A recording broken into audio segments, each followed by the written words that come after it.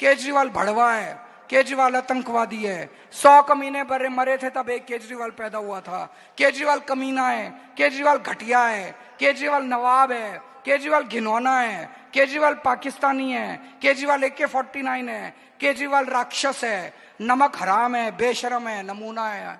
आम आदमी पार्टी दोनों तरफ से पिट रही है। बीजेपी तो पहले से इनकी राइवल थी, लेकिन अब इनके इंडिया अलायंस के कांग्रेस ने भी इनको एक्सपोज करना शुरू कर दिया है। इंस्टा हो, ट्विटर हो, हर जगह पे कांग्रेस अपने सोशल मीडिया हैंडल्स पर केजरीवाल और आम आदमी पार्टी के अगेंस्ट पोस्ट करती हुई नजर आ रही है। अब तो लगता है कि कांग्रेस के एडिटर्स ने मीमर्स को फेल ही कर दिया है। केजरीवाल को इतना तो बीजेपी वालों ने रोस्ट नहीं किया जितना कि कांग्रेस वालों ने कर दिया है। तो बस देखते जाइए और मजा लीजिए कि एक दूसरे को ये लोग कैसे एक्सपोज करते हैं। ऐसा हो जाता है कि उनके टैप से नाले का पानी आ जा रहा है, गंदा पानी आ रहा है, गंदा पानी आ रहा है, कम आता है। क्या बात कर रहे हैं? पूरे दिन में 1 घंटा आता है, 2 घंटा आता है। क्या बोला तूने? फिर ये टंकी भर लेते हैं, क्या बोल रहा है? क्लियर बोल। घर में खूब सारी बाल्टियां भर लेते हैं। फिर जब अगले दिन आता है तो पिछले दिन वाला पानी उंडेल देते हैं। चड्ढा समझाओ इसे, समझाओ। नहीं सर, ये लोग बोल रहे हैं टैप से कभी कभी नाले का पानी आ जाता है। नहीं, नाले का नहीं, वो सीवर और पानी की पाइपलाइन कई जगह मिक्स हो जाती हैं। ये क्या बात करता है यार? वो एक दूसरे के ऊपर जा रही हैं। कहीं लीकेज हो गया, वो लीकेज जो है मान लो सीवर, तो वो पानी उसमें मिक्स हो जाता है। सुना क्या? ये भी मेरी गलती है। Sir how do we fix this sir? This is fixed. ये अब तो technology is available, you don't need to, आपको सारी सड़क तोड़ने की जरूरत नहीं है। आप ऊपर से मशीन घुमा दीजिए और आपको पता चल जाता है कि एग्जैक्टली किस लोकेशन के ऊपर लीकेज है, उसको फिक्स कर दीजिए। तो करना, परेशान हो गए हम लोग 2.5 साल से, ये भी परेशान हो गए, हम भी परेशान हो गए, करो फिर। 31 साल में पहली बार दिल्ली जो है वो रेवेन्यू डेफिसिट में जाने वाला है। नहीं जाने देंगे, नहीं जाने देंगे। पर ऐसे हालात कैसे आए हैं? आ जाते हैं कई बार, कई ज्यादा खर्चे होते हैं। शीश महल से अब जनता डूब चुकी है पूरी, उठकर दिल्ली बोल रही अब कांग्रेस है जरूरी, हर जरूरत होगी पूरी, दिल्ली में कांग्रेस है जरूरी। साफ करनी है, यमुना नदी भी साफ करनी है, इसकी भी मैंने पूरी प्लानिंग करी है। यमुना नदी के अंदर 4-5 साल के अंदर आपको गोता लगवा देंगे, नला देंगे आपको यमुना नदी के अंदर। A few years later. मैं अब थोड़ी बहुत पॉलिटिक्स तो समझने लगा हूँ। हाँ। यमुना पे वोट नहीं मिलेंगे। अच्छा।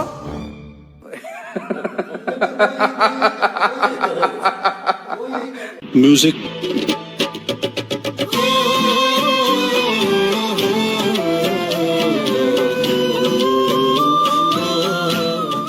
कितनी बड़ी आयरनी की बात है कि ये दोनों पार्टीज पिछले साल जनरल इलेक्शन में एक साथ गठबंधन में थे। फिर अब क्या हुआ? केजरीवाल और आम आदमी पार्टी भ्रष्ट है, ये तो कांग्रेस वालों को तब भी पता था, लेकिन तब वो अपना काम निकालने के लिए गठबंधन में थे। और अब जब काम निकल गया है तो फिर से उनको एक्सपोज करना इन्होंने शुरू कर दिया है। इनका जो रिश्ता है ना, वो बॉलीवुड के मूवीज के जैसा है। इलेक्शन से पहले हम साथ साथ हैं और जब दिल्ली के चुनाव आ गए हैं तो हम आपके है कौन। विचारधारा की लड़ाई चल रही है कांग्रेस बीजेपी के बीच में केजरीवाल जी आए, खंबे पे चढ़ गए खंबे पे। अच्छा, वो अब दूसरी बात है कि भैया 5 साल पहले खंबे पे चढ़े थे, अब धड़ाक से ऊपर से नीचे गिर गए, वो अलग बात है। उन्होंने कहा था देखो मैं खंबे पे चढ़ता हूं, मैं नए तरीके की राजनीति लाऊंगा, मैं दिल्ली की राजनीति बदल दूंगा, भ्रष्टाचार मिटा दूंगा, यमुना को साफ कर दूंगा, पोल्यूशन हटा दूंगा, मोदी को माफ कर दूंगा। हुआ क्या? सबसे बड़ा भ्रष्टाचार, शराब का स्कैम किया सिसोदिया जी और केजरीवाल जी। सबके सामने करोड़ों रुपए इन्होंने आपसे चोरी किए। नई राजनीति, वायदा था नई राजनीति का, आए और करोड़ों रुपए आपसे भ्रष्टाचार करके चोरी किया। 5 साल पहले कह रहे थे मैं यमुना जी में जाके नहाऊंगा, यमुना जी का पानी पीऊंगा। मैं तो उनसे कह रहा हूं भैया यमुना जी को छोड़ दो, दिल्ली का पानी पी के दिखा दो, बीमार हो जाओगे। कहा था छोटी छोटी गाड़ी में घूमते थे, कौन सी थी भैया वो? ऑल्टो क्या थी? वैगनार मैं भूल जाता हूं। वैगनार गाड़ी थी छोटी सी, वो वैगनार गाड़ी को लेकर सीधा शीश महल में घुस गया अंदर, दरवाजा बंद कर दिया पीछे से। करोड़ों रुपए का घर, सारी की सारी एमिनिटीज, ऑटोमेटिक दरवाजे, 70 लाख की गाड़ी, कुछ दिनों पहले कांग्रेस ने एक पोस्टर के चलते आम आदमी पार्टी के अगेंस्ट इसी को कंप्लेन भी भेज दिया है। मतलब दोनों पार्टीज के बीच अभी बिल्कुल गर्मा गर्मी का माहौल चल रहा है और कभी ये लोग गठबंधन में हुआ करते थे और साथ में मीटिंग्स किया करते थे। उस समय राहुल गांधी और कांग्रेस पार्टी कह रही थी कि अरविंद केजरीवाल को जो अरेस्ट किया गया है ना, वो संविधान के खिलाफ है। उस समय पे राहुल गांधी डेमोक्रेसी बचाने में थे कि केजरीवाल को अरेस्ट करके डेमोक्रेसी खतरे में आ गई है, और अभी केजरीवाल को हर तरफ से भ्रष्ट बताने में लगे हुए हैं। खैर, वो जो गठबंधन था उसका कभी भी कांग्रेस को फायदा नहीं हुआ था, क्योंकि दिल्ली में सारी सीट्स बीजेपी ने जीत ली थी। उस समय पे जो गठबंधन हुआ था वो कांग्रेस ने सिर्फ और सिर्फ मजबूरी में किया था, क्योंकि दिल्ली और पंजाब में आम आदमी पार्टी अब काफी बड़ी पार्टी बन चुकी है और पहले जो पावर और वोट बैंक वहां पे कांग्रेस के पास हुआ करता था, अब वो आम आदमी पार्टी ने ले लिया है। अगर आप ध्यान से देखोगे ना, तो कांग्रेस जहां जहां पे हारती है वहां पे आम आदमी पार्टी पहुंच जाती है। इसका मतलब है कि कांग्रेस का सुफरा साफ करने वाले कोई और नहीं बल्कि आम आदमी पार्टी में ही बनने वाली है। इसलिए कांग्रेस को यह लगा था कि दिल्ली और पंजाब में आम आदमी पार्टी को अच्छी सीट्स मिलेंगी, लेकिन अगर कांग्रेस उनके अगेंस्ट में रहेगी तो उनकी ओवरऑल परफॉर्मेंस खराब होगी, और इसलिए वहां पे कांग्रेस ने अलायंस कर लिया था। लेकिन दोनों पार्टीज के बीच में रिलेशन कभी भी ढंग के नहीं थे। 2023 में जब एनसीसीएसए बिल पर डिस्कशन के लिए केजरीवाल राहुल गांधी से मिलना चाहते थे, तो कई मल्टीपल रिक्वेस्ट के बावजूद राहुल गांधी ने उनसे मिलने से मना कर दिया था, और यह भी कहा था कि पार्टी में इसके लिए एक प्रोसीजर होता है जिसको कि फॉलो करना होता है। वैसे मैं आपको बता दूं कि केजरीवाल जो दिल्ली लीकर स्कैम में जेल गए थे, उसकी कंप्लेन किसी और ने नहीं बल्कि कांग्रेस पार्टी ने की थी कि भाई दिल्ली में लीकर स्कैम हुआ है। और आयरनी थी कि केजरीवाल के अरेस्ट होने के बाद कांग्रेस पार्टी कह रही थी कि देखो डेमोक्रेसी खतरे में आ गई है क्योंकि एक सिटिंग चीफ मिनिस्टर को अरेस्ट किया गया है। 2024 अलायंस के पहले केजरीवाल ने राहुल गांधी को कई बार आड़े हाथों लिया है। Hey, y'all, come look at this. Arvind ji, your political opponents who are in the opposition space, namely the Congress party, and they say that wherever you are going, you claim to be fighting the BJP, but in essence, you are weakening the Congress party. B team of BJP. Exactly. So, रुको जरा, सबर करो. You are essentially a B team of the BJP, and in Gujarat also, you will basically weaken the Congress and thus help the BJP. आप एक चीज बताओ frankly, मतलब कांग्रेस को वीकन करने के लिए मेरी जरूरत है? Isn't Rahul Gandhi sufficient?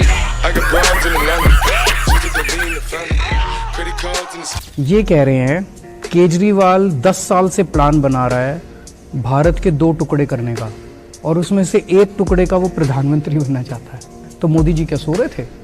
उसके पहले कांग्रेस की सरकार क्या सो रही थी? इनकी एजेंसीज क्या कर रही हैं? इन्होंने गिरफ्तार क्यों नहीं किया इतने बड़े आतंकवादी को? आज पठानकोट में एक आदमी मिला मुझे, कहता सर मैंने सुना पहले राहुल गांधी ने बोला और सेम शब्द प्रधानमंत्री मोदी जी ने, तो कहता जी मैंने तो सोचा नहीं था, ऐसा भी देखना पड़ेगा जब मोदी जी राहुल गांधी की भाषा बोलेंगे। राहुल गांधी को तो कोई सीरियसली नहीं लेता, और मोदी जी भी राहुल गांधी बन जाएंगे, ऐसा दिन देखना पड़ेगा, वो कहता है।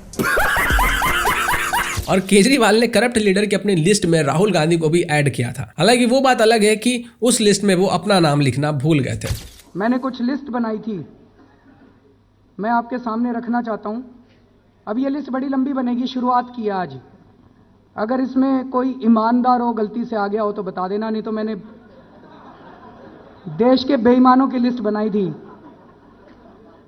और मैं आपकी सहमति चाहता हूं कि, और इसके देश की भी सहमति चाहता हूं कि क्या इन लोगों को इस बार हराना चाहिए या इस बार फिर से चुन के इनको संसद में सुरेश कलमाड़ी हराना चाहिए कि नहीं हराना चाहिए? तो आम आदमी पार्टी की तरफ से एक मजबूत कैंडिडेट खड़ा होना चाहिए उसके खिलाफ। नितिन गडकरी हराना चाहिए कि नहीं हराना चाहिए? सुशील कुमार शिंदे, प्रफुल्ल पटेल, येडियुरप्पा, अनंत कुमार, वीरप्पा मोइली। वीरप्पा मोइली को नहीं हराया तो 1 अप्रैल से गैस के और बिजली के दाम दुगने हो जाएंगे। HD कुमारस्वामी, चिदम्बरम साहब, अलागिरी, कनिमोई, GK वासन, शिपिंग के अंदर उनका स्कैम था, सलमान खुर्शीद, मायावती, मुलायम सिंह यादव, अनु टंडन, इनका स्विस बैंक के खाते निकले थे इनके, श्री प्रकाश जायसवाल कोयला घोटाले वाले, जगन मोहन रेड्डी, अनुराग ठाकुर, कपिल सिब्बल, कमलनाथ, पवन बांसल, फारूक अब्दुल्ला, नवीन जिंदल, अवतार सिंह भड़ाना, शरद पवार अगर वो लड़ेंगे तो, ये ए राजा, अभी इसमें कई रह गए हैं, तरुण गोगोई, राहुल गांधी। इसके साथ साथ उन्होंने एक इंटरव्यू में नरेंद्र मोदी को कहा था कि भैया आप मुझे राहुल गांधी मत समझ लेना। एलजी हमारे हेडमास्टर है क्या? हम बच्चे हैं क्या? उनकी क्लास में पढ़ते हैं क्या? आपने गजेंद्र जी पे मेरे सवाल, मैं आ रहा हूँ, गजेंद्र पे भी आ रहा हूँ। मैं ये कहना चाहता हूँ, अगर उनको दिक्कत है, एलजी साहब को, नरेंद्र मोदी जी को, होम मिनिस्ट्री को अगर दिक्कत है, कोर्ट चले जाएं। ये रोज रोज नोटिफिकेशन से सरकारें चलती हैं क्या? वो कह रहे हैं हम आपको तनख्वाह नहीं देंगे। कौन होते हैं वो तनख्वाह असेंबली देती है, तनख्वाह दिल्ली की जनता देती है। नरेंद्र मोदी जी ये सोच लें, नरेंद्र मोदी जी की भी तनख्वाह दिल्ली की जनता देती है, एलजी की भी तनख्वाह दिल्ली की जनता देती है। वो कौन से गरूर में जी रहे हैं कि तनख्वाह नहीं देंगे? नरेंद्र मोदी जी समझ लें, मैं राहुल गांधी नहीं हूं। तो इससे ये तो क्लियर हो जाता है कि कांग्रेस और आम आदमी पार्टी शुरू से ही एक दूसरे के राइवल थे और केजरीवाल के राहुल गांधी के साथ बहुत अच्छे संबंध नहीं थे। दोनों ने सिर्फ और सिर्फ पॉलिटिकल बेनिफिट्स के लिए 2024 में गठबंधन को एक्सेप्ट किया था और जैसे ही वो इलेक्शन खत्म हुए और दिल्ली के इलेक्शन शुरू हुए, कांग्रेस ने तुरंत अपनी ओल्ड राइवलरी को रिवाइव कर दिया। ये देखिए, ये आपका पीने का पानी है, ये आपका पीने का पानी है, इसको देखिए, इसमें बदबू आ रही है। केजरीवाल जी ने वायदा किया था कि 5 साल के अंदर मैं दिल्ली का पानी साफ कर दूंगा, यमुना जी में जाके नहाऊंगा, यमुना का पानी पीऊंगा। केजरीवाल जी, दिल्ली का पानी पी लीजिए, 1 गिलास पी लीजिए, फिर देखते हैं क्या होता है। अस्पताल में मिलेंगे आपसे। कहते हैं मैं गरीबों की राजनीति करूंगा, मैं कमजोर वर्गों की राजनीति करूंगा। वैगन आर में आए, स्वेटर पहने, खंबे पे चढ़ गए, फिर खंबे से उतरे और सीधा शीश महल के अंदर गए। कांग्रेस दिल्ली चीफ देवेंद्र यादव ने 29 नवंबर 2024 को ही साफ कह दिया था कि हम सभी सीटों पर अकेले ही कंटेस्ट करेंगे और कोई अलायंस नहीं होगा। और उन्होंने ये भी कहा कि दिल्ली की जनता आम आदमी पार्टी की गवर्नेंस से खुश नहीं है। सीनियर सिटीजन्स को पेंशन नहीं मिल रहा है, गरीब लोगों को राशन कार्ड नहीं मिल रहा है, पॉल्यूशन बहुत ज्यादा बढ़ा हुआ है, रोड्स की हालत खराब है। अब ये सभी एक्यूजेशन सही है, दिल्ली की हालत बहुत खराब है, लेकिन यही सेम हालत 1 साल पहले भी थी। और भाई साहब, तब ये लोग कहाँ थे? ये लोग अरविंद केजरीवाल के साथ मिलकर डेमोक्रेसी खेलने में व्यस्त थे। शीला जी की सरकार थी, आपको याद है? वो दिल्ली याद है आपको? और केजरीवाल जी ने बहुत बड़ा प्रचार किया, दिल्ली को मैं साफ कर दूंगा, भ्रष्टाचार मिटा दूंगा, पेरिस बना दूंगा। पोल्यूशन बढ़ता जा रहा है, महंगाई बढ़ती जा रही है, और उन्होंने कहा था कि भ्रष्टाचार को अरविंद केजरीवाल जी मिटाएंगे।